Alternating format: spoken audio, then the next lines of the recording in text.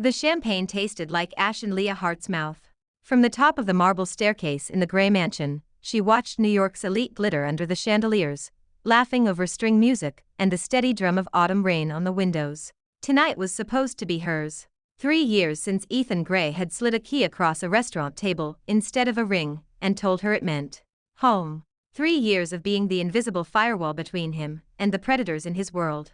3 years, and tonight was their anniversary. He was not beside her. Leah adjusted the champagne-colored gown Ethan had sent that morning with a note that simply read, "Tonight." She had spent the evening blocking hostile questions, turning potential ambushes into opportunities. It was what she did in her sleep: see angles, read risk, protect the people who mattered. She had not seen Ethan in 40 minutes. The orchestra shifted into a waltz, conversation dipping as faces turned toward the grand staircase.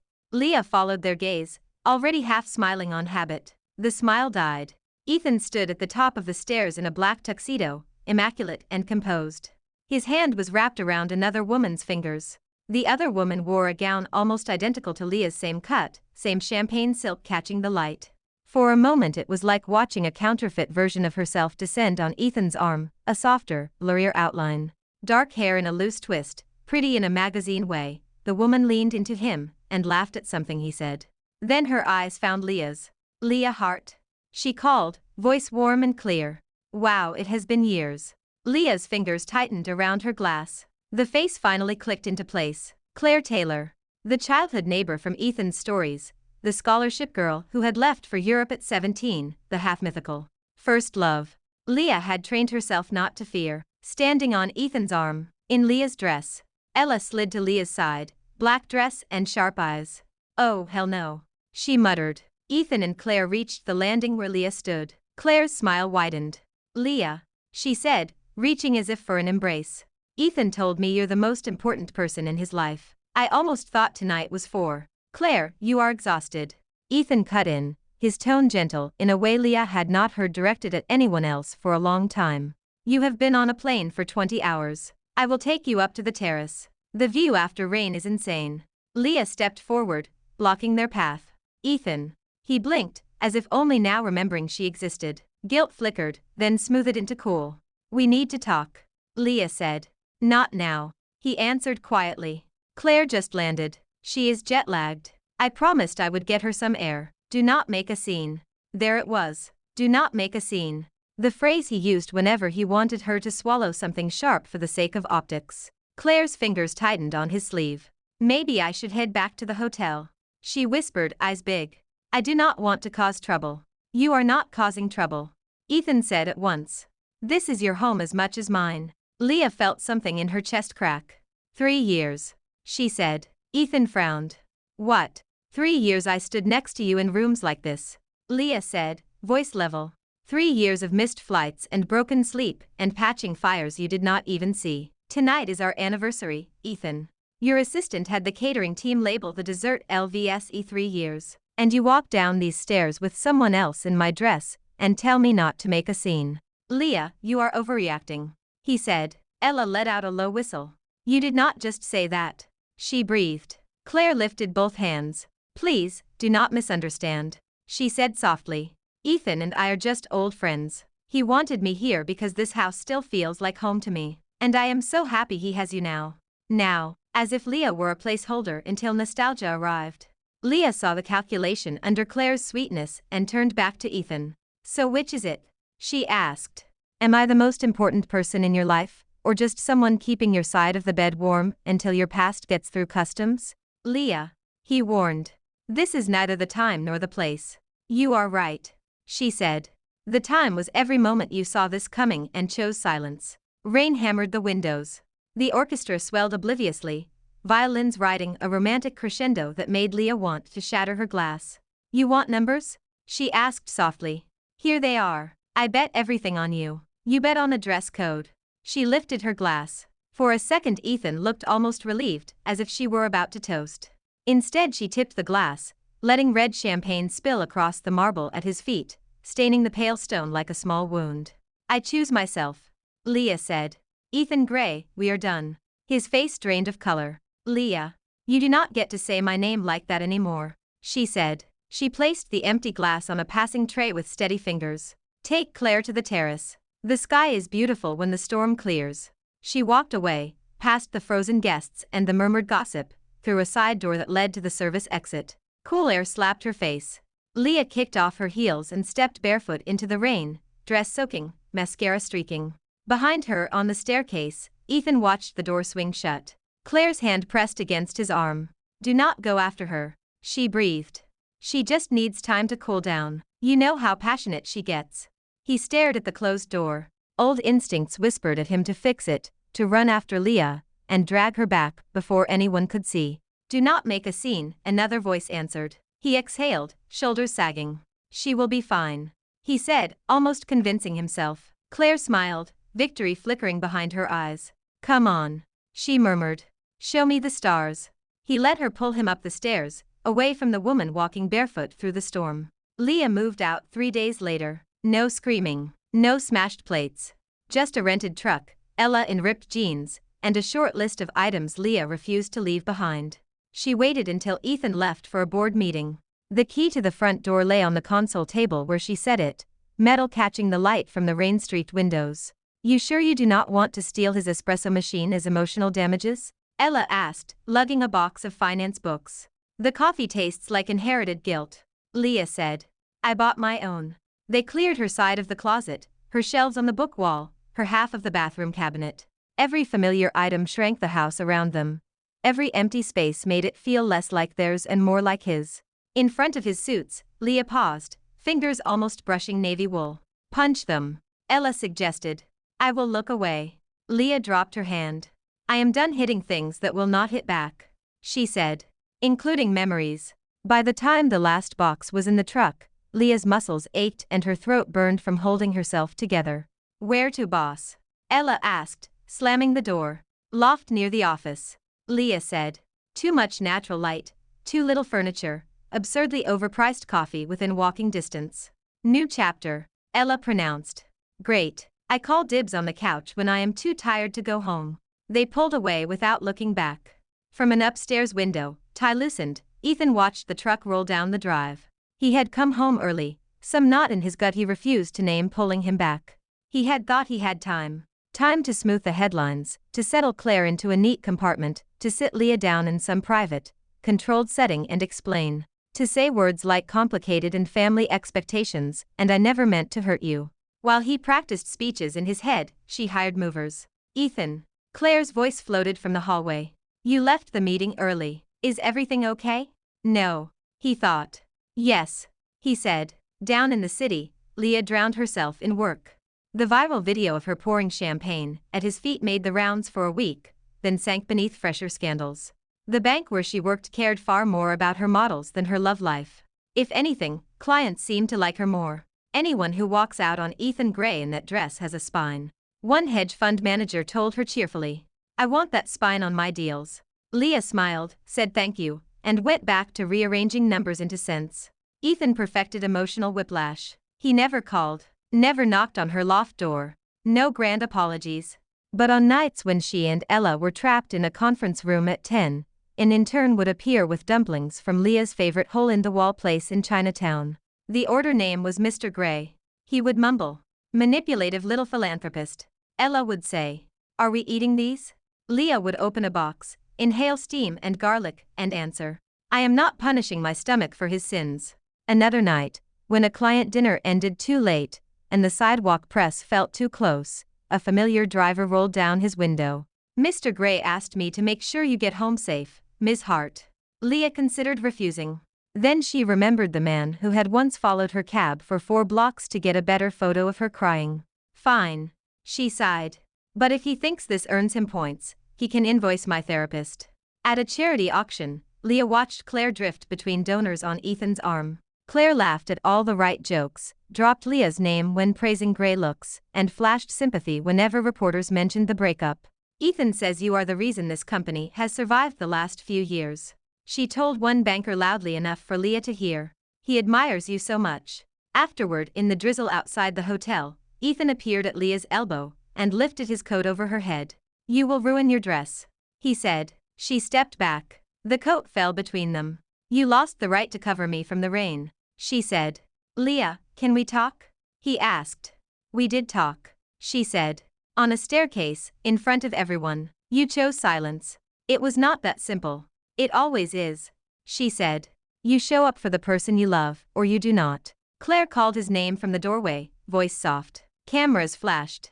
Leah flagged down a cab, shoved Ella in, and left him under the hotel awning clutching a coat, and 100 unsaid words. In another office high above the city, Harvey Gray watched security feeds on a private monitor, a small smile playing on his mouth.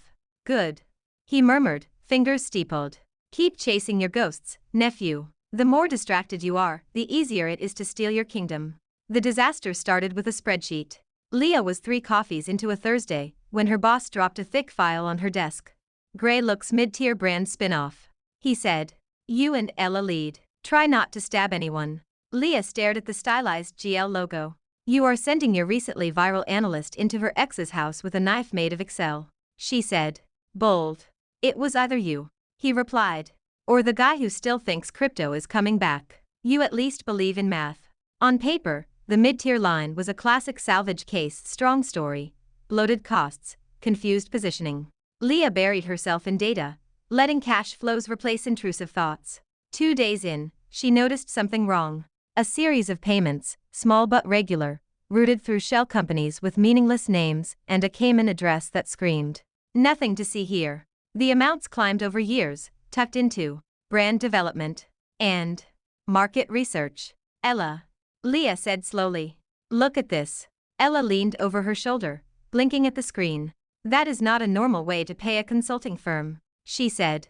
Unless the consultant is a ghost who only works in tax havens. They dug, cross-checked dates, vendor IDs, email approvals. The pattern held. This is embezzlement, Leah said finally. Not sloppy accounting, systematic siphoning. Ella let out a low whistle. Please tell me the villain is not Claire, she said. I do not have the patience for that trope. Leah scrolled to a signature at the bottom of an authorization chain. Her stomach dropped. It is Harvey, she said. Harvey Gray signed off on almost all of these. The shell accounts trace back to entities he controls. Silence fell over the conference room. So your ex's uncle has been quietly bleeding his own company for years, Ella said at last. And you just found the vein. Leah exhaled. We cannot pretend we did not see this. We also cannot kick in the boardroom door waving spreadsheets while screaming fraud, Ella said. There is a protocol, and also prison.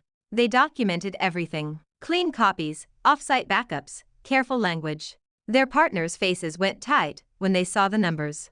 We bring this to Gray looks, one senior partner said. Carefully, and we do not let Harvey control the narrative.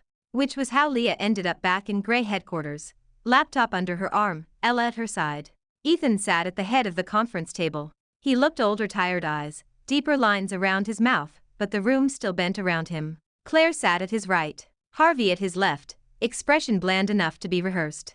Thank you for coming, Ethan said, formal. We appreciate your firm's work on this. Happy to help, Leah said. Her voice held. She took her spot at the far end of the table and pretended the last 3 years were a case study instead of her life. She presented the spin-off analysis first, crisp and neutral. When investors nodded and directors relaxed, she clicked to the slide that made her palms sweat. Before we talk structure, she said, we need to address irregularities in your historical statements. Charts replaced branding mock-ups. Numbers replaced pretty pictures. Leah walked them through the pattern: small transfers, recurring vendors, shell companies. The aggregate total appeared at the top of the screen, $30 million. We traced control of the shell entities, she said, clicking to the final slide. The accounts lead back to companies beneficially owned by Harvey Gray. The room went still. Harvey barked a laugh. This is ridiculous, he snapped. You think I would steal from my own family? We think the math does not care about your last name, Ella said, almost cheerfully. Harvey's gaze snapped to Ethan. You see what she is doing? He demanded. She humiliated you in public. Now she wants to drag the company down for revenge. You cannot let some bitter ex dictate policy. Ethan did not look at him. His eyes were on Leah, on the neat footnotes and the years of quiet theft. Is there any chance this is a mistake? He asked, voice low. If there were, Leah said, I would have found it before walking into this room. Harvey slammed his palm on the table. You ungrateful. Enough, Ethan said. Harvey stared at him. You cannot seriously be taking her side. I am not taking sides, Ethan said, still calm. I am looking at evidence. Leah is the most honest person I have ever met. If she says there is a problem, there is a problem. We will investigate. Harvey's face mottled red.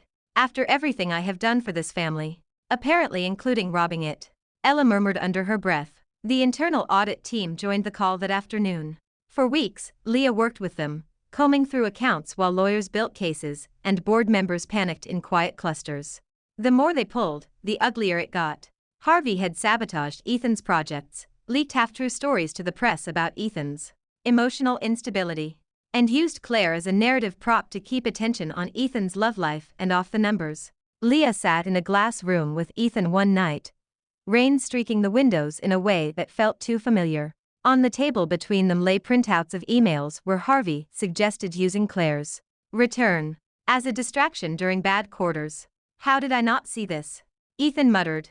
Because he wrapped it in words like loyalty and legacy, Leah said. And because you wanted to believe your family cared as much as you did. He looked up, jaw tight. And you saw it anyway. It is my job to see the things people do not want to look at, she said. He studied her for a moment. I am sorry, he said quietly. For your uncle? She asked. For all of it, he answered. For letting him use you as a story. For letting Claire into spaces that were yours. For standing on that staircase and choosing the easy way out. Leah's throat tightened. She stared at the spreadsheet. My feelings are not part of this investigation, she said. That is a lie, he said gently. She almost smiled. At least you can spot one now. The board meeting that ended Harvey's career felt like theater. Directors, lawyers, reporters. Security at the doors. Screens flashing graphs and timelines. Ethan presided at the head of the table, pale but steady. Leah stood with the audit team, the weight of weeks of work in a slim stack of binders. They went through the evidence piece by piece. Transfers, shell companies, emails, whispers Harvey had fed to the press. Harvey raged. Claire shook. The board shifted from denial to outrage in real time. You can fix this quietly, Harvey insisted. Reclassify a few entries, blame a bad vendor. We do not need to hand our enemies a public spectacle. You already did that the day you started stealing, Ethan said. The only question is whether we end it ourselves or let the market do it for us. When it was Claire's turn, she stepped up to the microphone, voice trembling. Harvey offered me money and access, she said. He told me I was helping the company. He used my history with Ethan as cover. I let him. I am sorry. She looked at Leah when she said it. Leah did not look away, but she did not soften either. The board voted. Harvey was stripped of his positions and referred for prosecution. Security walked him out. As he passed Leah, he hissed. You will regret this, girl. I regret dating into your family, she said calmly. That is enough for one lifetime. When the room finally emptied, Leah collected her files. Her body buzzed with exhausted adrenaline. Ella already stole a conference room downtown for a celebration. A voice behind her said.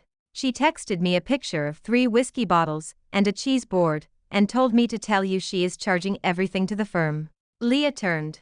Ethan stood a few feet away, tie loose, eyes ringed with fatigue and something rawer. You saved my company, he said. I did my job, she replied. You could have walked away, he said. You could have watched Harvey drag me under and called it karma. Instead you walked back into this mess and handed me the rope. She shrugged. I was not going to let a man like Harvey win by proving every cynical thing he says about the world right, she said. Also, if your company collapsed, I would lose an entire page of my resume. He half to laugh, then sobered. I know you did not do this for me, he said. But I am still grateful. Good, she said. Use that gratitude to sign every ethics policy your lawyers put in front of you. He took a breath. Leah, he said. I know I do not deserve to ask, but. No, she said. He blinked. You do not even know what I was going to say. You were going to ask for another chance, she said. To prove you have changed. To rewrite the ending. He said nothing, which was answer enough. You hurt me slowly, she said, words even. Not with one mistake, but with 100 small choices. You let me carry your world while you chased a ghost from your childhood. You left me standing alone on nights that were supposed to be ours, because you were afraid of conflict. His eyes shone. I know, he whispered. I know that now. I believe you are changing. She went on. I believe this mess forced you to grow, but my heart is not a post-merger asset you get to restructure. Do you really feel nothing? He asked. She thought of dumplings, and rain, and years of loving a man who did not know how to choose her publicly. She thought of spreadsheets glowing at midnight, and the way she had finally felt when she walked barefoot out of his house.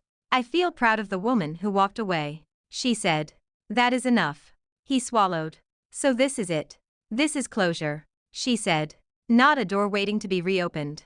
She left him standing amid broken trust and signed resolutions, the echo of what-ifs trailing at his heels. Outside, the sky over Manhattan was washed clean. A year later, people still whispered.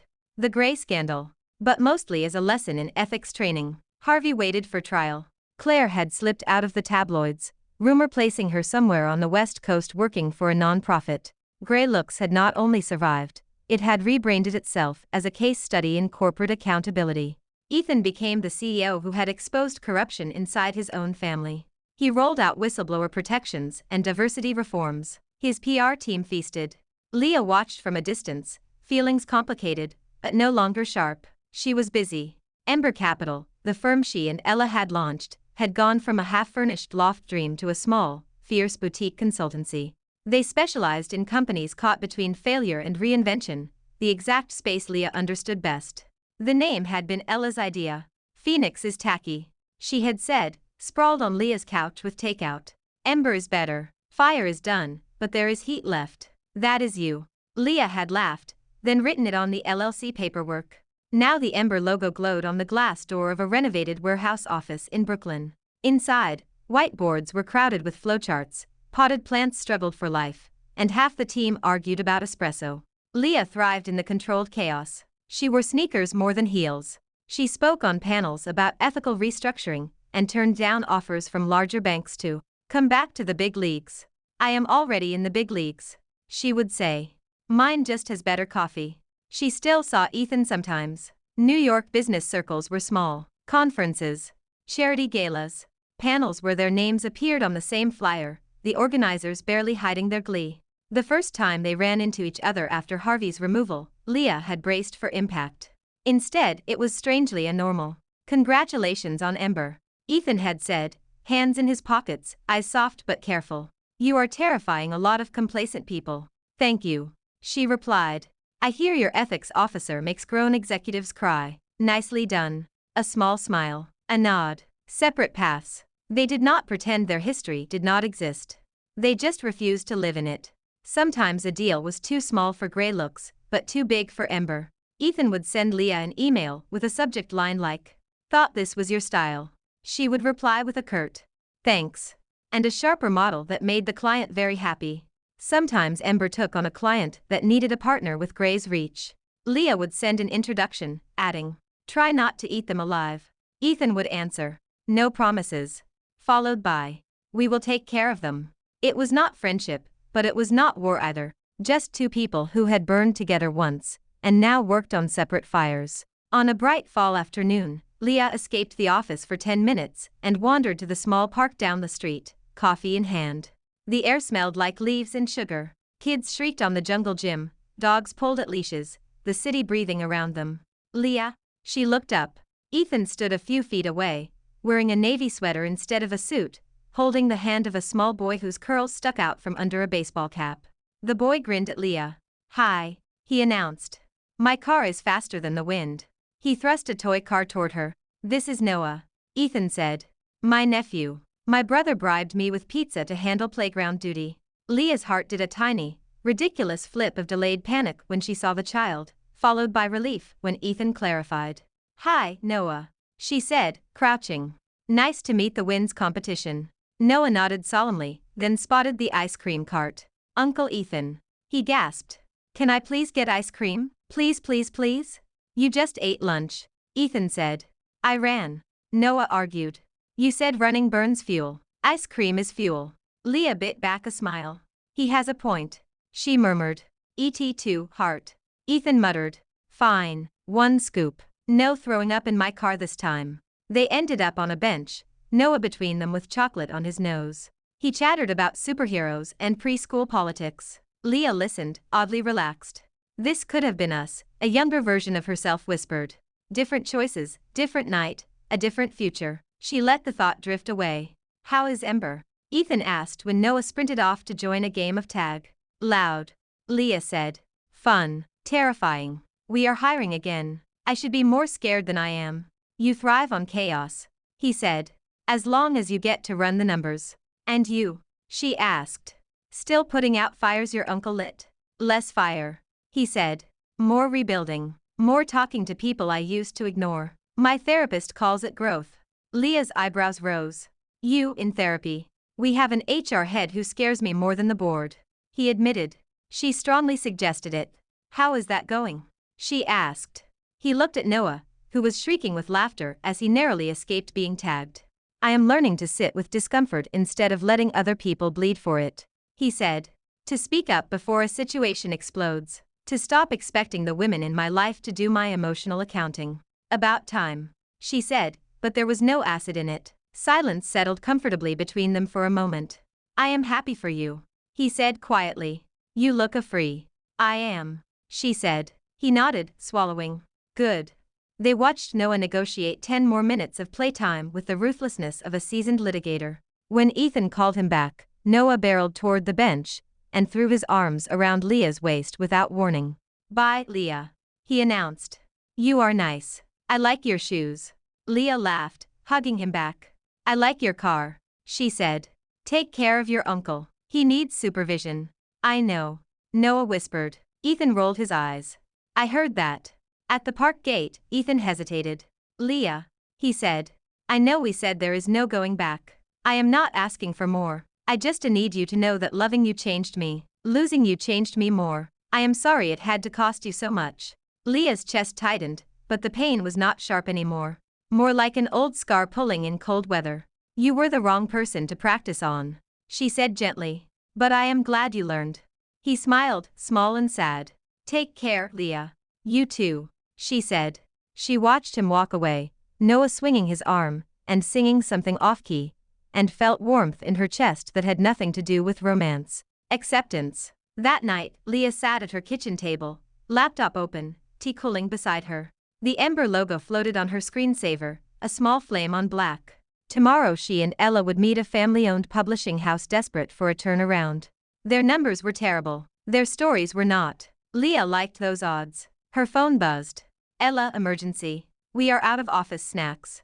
Also, I saw you from the window with Ethan and the tiny human, and you did not spiral. Growth. Leah rolled her eyes, smiling. I am fine, she typed. The tiny human did most of the emotional heavy lifting. Good, Ella answered. Get some sleep. We are charming book nerds at 9 sharp. Leah locked her phone and stepped onto the small balcony. The city spread below lights, sirens, laughter, 1,000 lives colliding and splitting apart. She thought of the girl she had been on that staircase, mascara running, heartbreaking, bare feet slapping wet stone.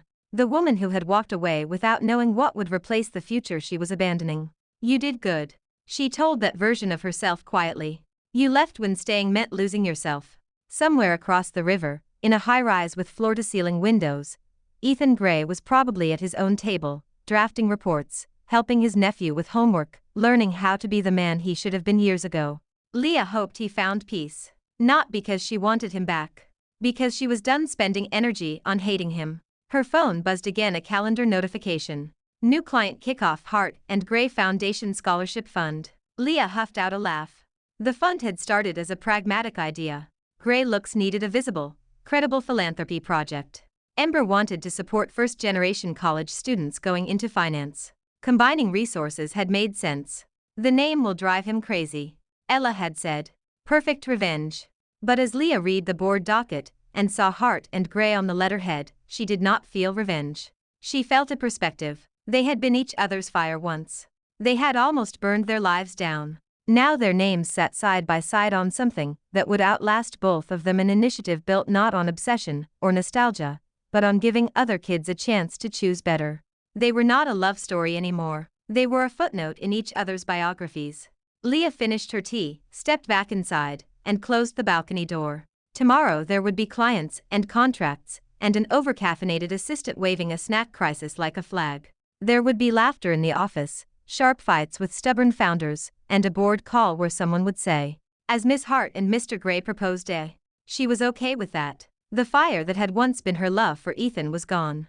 What remained was a faint warmth when she thought of him on that park bench, ice cream on Noah's face, apology in his eyes. Embers. Not enough to build a life on. Enough to light the path forward. Leah shut her laptop, turned off the kitchen light, and walked toward her bedroom. The city hummed through the windows. Car horns. Distant music. Someone laughing 2 floors down. Life went on, and Leah went with it. Thanks for watching. Follow for more romance stories.